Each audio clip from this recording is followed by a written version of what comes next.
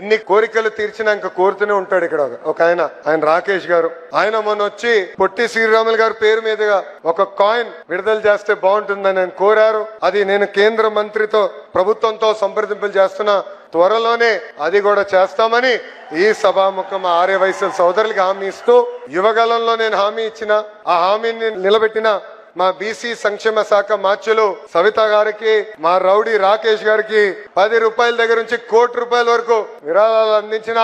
తెలుగు ప్రజలకి, మా సిఆర్డి అధికారులకి, ఆర్యవైశ్య సోదరుల పెద్దలకి, ప్రత్యేకంగా అమరజీవి పొట్టి శ్రీరాముల కుటుంబ సభ్యులకి నా హృదయపూర్వక అభినందనలు తెలుపుకుంటూ, రాబోయే 12 నెలల్లో స్మృతి వనం, photo gallery, museum, mini theatre, auditorium, skill development centre యుద్ధ ప్రాతిపదికంగా దొండి రాకేష్ గారిని పూర్తి చేయాలని సభాముఖంగా కోరుకుంటూ, నాకు ఇంత అద్భుతమైన అవకాశం ఇచ్చిన మీ అందరికీ పేరు పేరున నా హృదయపూర్వక ధన్యవాదాలు తెలుపుకుంటూ మీ అందరి దగ్గర నుంచి సెలవు తీసుకుంటున్నాం.